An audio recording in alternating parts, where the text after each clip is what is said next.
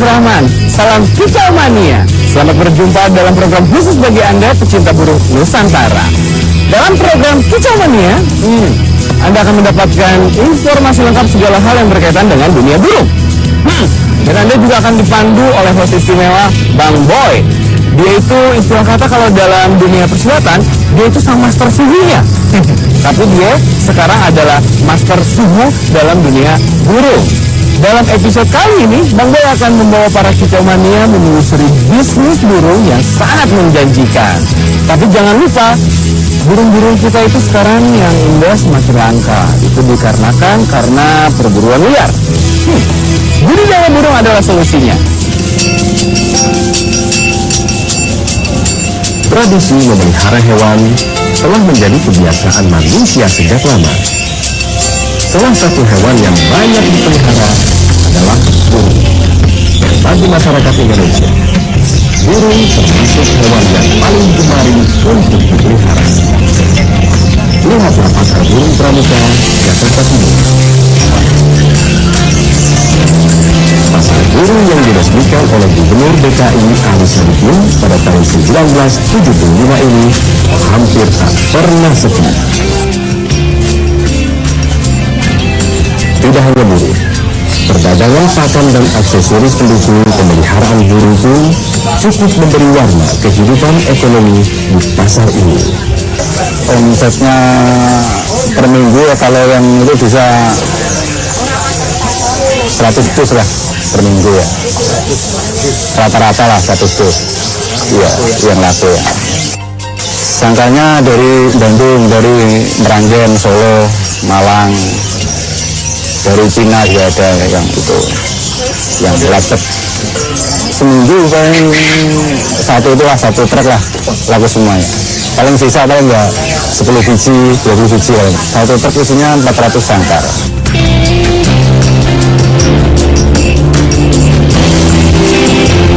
Kalau usaha resmi udah 20 tahun, dari zaman dulu nenek usaha terus ke anak sampai sekarang cucu deh.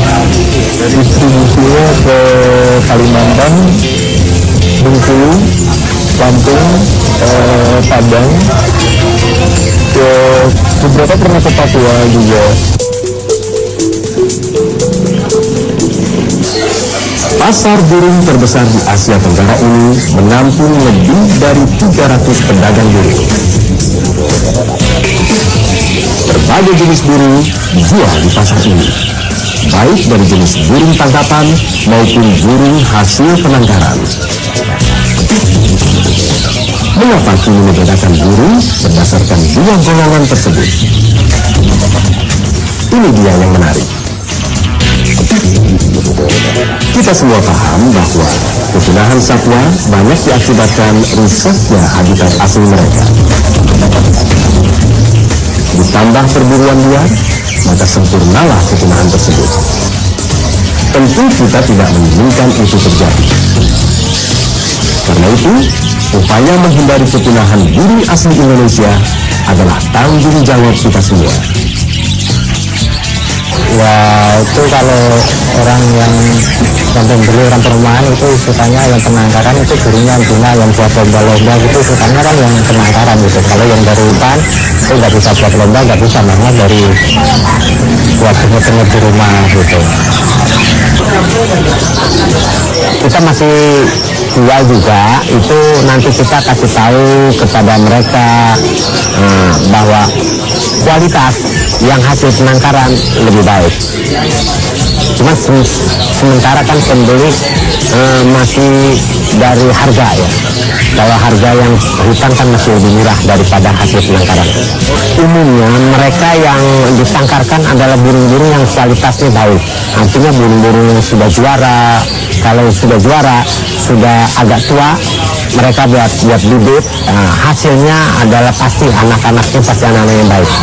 Kebanyakan sekarang mereka dari penghobi, mereka lebih senang beli burung-burung hasil penangkaran. Kalau stoknya banyak, itu habis-habis terus. Contoh di Murai Batu, Murai Batu bisa sampai ada 30 ekor, 40 ekor, 1 bulan ya habis. Sedangkan harga satuannya kan 1 juta lebih.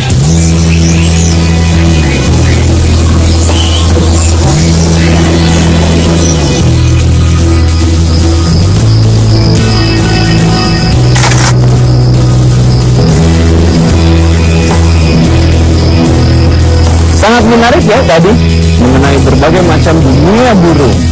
Setelah ini Bang Boy akan membawa Anda melihat bagaimana budidaya burung itu sendiri bisa menghasilkan burung yang unggul. Jadi jangan kemana-mana, tetap di sini bersama.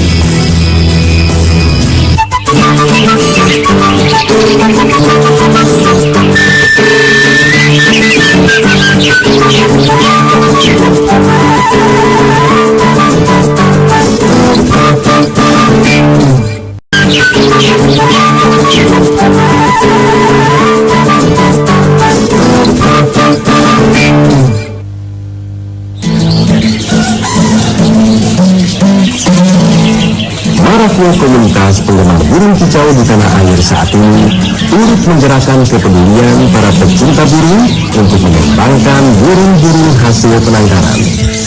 Bukan hanya melindungi dari ancaman kepunahan, penangkaran juga akan menghasilkan burung-burung unggulan. Untuk mengetahui lebih lengkap, kami mengunjungi penangkaran BNR di Ciamis, Bogor. Ini penangkaran induk BNR. Ada 33 kandang dari burung cicak rowo, Murai Batu, Anis Kembang, Jawa Suren, Nasdaq saya desain sedemikian rupa juga tertata rapi. Jadi ini penangkaran juga dijadikan studi banding oleh mahasiswa IPB di Fakultas Peternakan. Jadi kalau mahasiswa mereka ingin studi banding melihat bagaimana penangkaran burung, bagaimana cara menernakkan, bagaimana cara mencodokkan sampai burung itu bertelur, menetas, serta merawat anakannya, mereka akan naik ke penangkaran BNR untuk belajar di sini.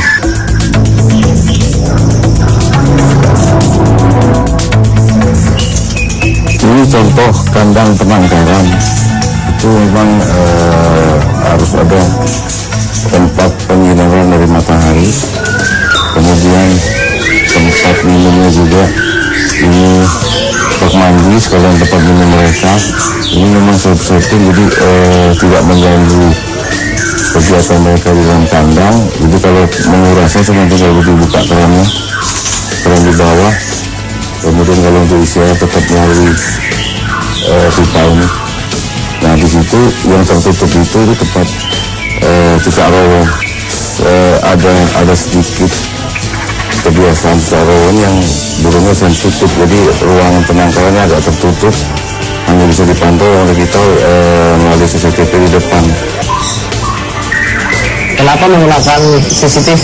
Karena kan bicara burungnya mudah stres, mudah terganggu, sehingga ia dapat membuang telur dan juga bisa membuang anakan. Seperti kita lihat pada gambar, burung ini sedang mengeram. Apabila terjadi gangguan dari luar, maka ia akan membuang telurnya. Kemudian untuk para perawat hanya menggunakan pintu kecil sehingga rawa nyaman sampai ya masa pengeramannya 15 hari. Jadi sebenarnya kalau cicak rowo itu yang paling disukai para pemain itu kalau bunyinya ropol. jadi dimaksud dengan burung yang repot. Ini burung-burung yang masuk dari suara-suara burung yang lain di situ akan masuk ke dalam burung yang kita masterkan. Di sini yang dimasterkan ini mulai batu, karena burung-burung yang biasa dilombakan itu memang harus mempunyai materi irama lagu. Jadi dari sini kita masterkan burung dari sejak umur 2 bulan sampai dia berumur 1 tahun. Burung-burung ini setelah dirawat pagi, dia akan seharian digantung seperti ini. Nah, pada saat tepat untuk memasakkan, pada saat dia mabung, karena dengan begitu dia akan merekam semua suara burung yang harus kita lihat. Yang di belakang ini ada burung jawara-jawara yang diternakan oleh BNR. Jadi dulunya lakinya memang burung-burung lomba yang sudah mencapai prestasi banyak. Akhirnya saya tangkalin seperti samurai, ringo, komando di sini. Ini memang khusus penangkalan burung-burung jawara.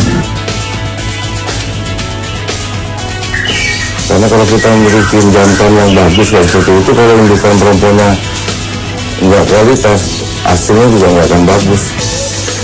Dan di Batu juga ada sistem poligami, artinya tapi lakinya 1 mungkin perempuannya bisa 10.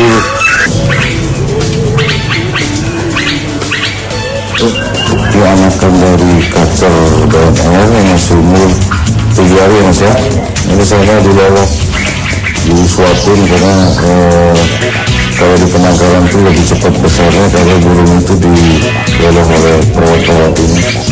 Kayak bayi jadinya, kayak merawat bayi. Jadi kalau perawatnya nggak punya rasa sayang sama burung, susah. Kalau muslimnya belum bisa bedain laki perempuannya ya. Udah yang paling besar ya, pada yang besar itu laki biasanya.